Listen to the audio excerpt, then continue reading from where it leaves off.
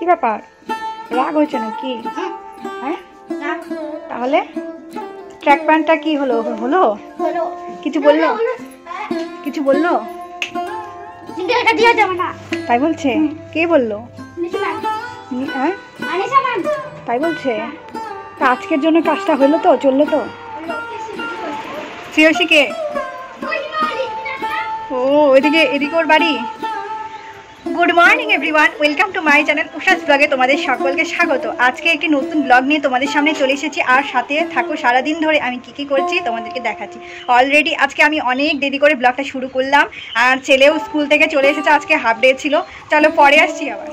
Already তোমরা দেখেই নিলে আমি স্নান সেরে এসেছি, আর স্নান সেরে আসার পরপরই পুজোটাও সেরে ফেলেছি। আর এই যে আমাদের বাড়িতে দেখেই নিলে যে পাখিটা বাসা করেছে, ঘুঘু পাখি, তো এমনি সময় বসে থাকে আর আমাকে দেখে ভয় পায় না। ওইখানেই কিন্তু ফুলগুলো ফোটে, আর আমি ওখান থেকেই ফুলগুলো নিয়ে আসি ওর পাশের থেকে, তবুও ভয় পায় না। কিন্তু আজকে যেই ক্যামেরাটা নিয়ে গেছি, অমনি ভেবেছে এটা আবার কী যন্ত্র, সেই জন্য ফুরুত করে ভেগে পালালো। তো কিছুক্ষণের মধ্যে আমি দেখতে পেলাম যে ওর দুটো ডিম রয়েছে। এতদিন কিন্তু খেয়াল করিনি, শুধু বসেই থাকে, বসে থাকতেই দেখা যায়, কিন্তু ও যে দুটো ডিম নিয়ে বসে থাকে সেটা আজকেই দেখতে পেলাম। আর এইদিকে দেখো, আজকে তো নিরামিষের রান্নাবান্না ছিল, তার মধ্যে ছাদে দেখেছিলে না যে কুমড়োর ডগা উঠেছে, ওইখানে না ফুলও ফুটেছিল, আবার জালিও এসেছিল, জালিটা না নষ্ট হয়ে গিয়েছিল। তো সেই জন্য আর ফুল তো বেশি ফুটছে না, কয়েকটা ফুল ফুটেছে, আর এই যে ছোট ছোট কচি পাতা নিয়ে এসেছিলাম সেটারই বড়া করে দিলাম। তো নিরামিষের দিনে বড়া যদি থাকে ভীষণই ভালো লাগে। তো আমি বেসন তো ছিল না, চালের গুঁড়ো ছিল, আর তার সঙ্গে আমার মুগ ডাল ছিল ঘরে। তো সেই মুগ ডালটা দিয়েই ভালো করে পেস্ট করে নিলাম মিক্সিতে, আর বেসনের মতো গোলা বানিয়ে রেডি করে নিলাম। আর তার সঙ্গে কী কী রান্নাবান্না হচ্ছে তোমরা তো দেখতেই পাচ্ছ, চলো দেখতে থাকো, পরে বলছি। এই দিকে যে মশলাগুলো দেখতে পাচ্ছিলে, সেই মশলাগুলো হচ্ছে পনিরের মশলা তৈরি করে নিলাম। আর এই দিকে আমি তেল গরম ছিল যে, সেই তেলটার মধ্যে গোটা গরম মশলা ফোড়ন দিয়ে মশলাটা দিয়ে একটু মশলাটাকে কষাবো। কষানোর পরে এই যে দেখো দই দিয়ে দিচ্ছি।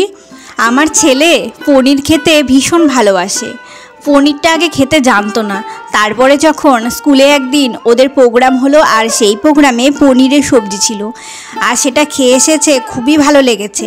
তারপর থেকে বাড়িতে পনির খাওয়াটা শুরু করলো। আর পনির বলতে গেলেই ওকে একটু বাটার দিয়ে করে দিতে হয়, কেন কি ও বাটার পনির করে চিল্লায়, বলে যে মা আমাকে বাটার পনির দিবা। আর বাটার পনির থাকলে ওর আর কিচ্ছু লাগে না।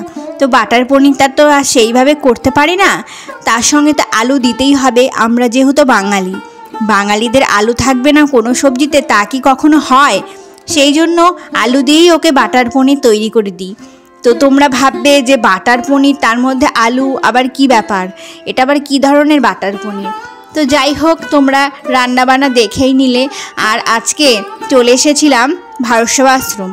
তো ছেলের ক্যারাটে ক্লাস ছিল, সেখানে ওকে দিয়ে অনেকক্ষণ দাঁড়িয়েছিলাম ক্লাসের এখানে। আর যা গরম পড়েছে, সেই জন্য অনেকক্ষণ দাঁড়িয়ে থাকা যাচ্ছে না, তাই জন্য মন্দির প্রাঙ্গণে গিয়ে একটু বসে রেস্ট করছিলাম আমি। আর তার মাঝখানে আবার এসে এখানে দেখে যাচ্ছি যে কি ব্যাপার, কি হচ্ছে। আর একটু পরই ওদেরকে রেস্ট দিচ্ছে, যে জল খাবার জন্য, প্রচণ্ড গরম পড়ে গিয়েছে কি না। আর বাড়িতে দেখো কারা এসে হাজির, দেখতে পাচ্ছ, বুঝতে পারছো? আরে শিব পার্বতীর জড়ি এসেছে, ভগবান শিব আর পার্বতী আমার বাড়িতে এসেছে। তো ভালো লাগছে, ভালো লাগলে একটা লাইক করো, কমেন্ট করো, আর বেশি বেশি করে শেয়ার করো।